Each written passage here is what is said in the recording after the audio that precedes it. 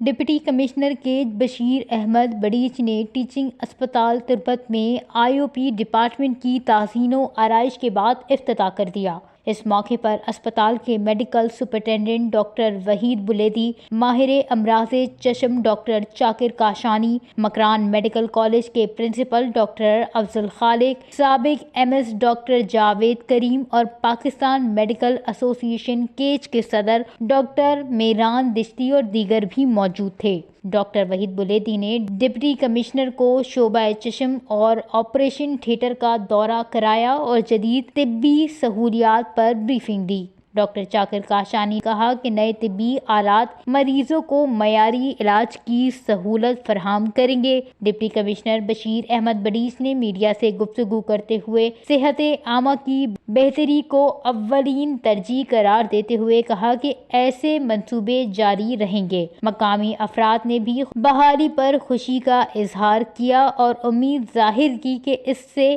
مریضوں کو دور دراز جانے کی ضرورت نہیں پڑے گی۔ بعد ازاں میڈیا سے گفتگو میں ڈپٹی کمشنر نے ضلع کیچ میں طبی سہولیات کی بہتری، ادویات کی کمی کے حل اور بی ایریاز میں ڈاکٹرز کی عدم دستیابی کے مسائل جلد حل کرنے کی یقین دہانی کرائی۔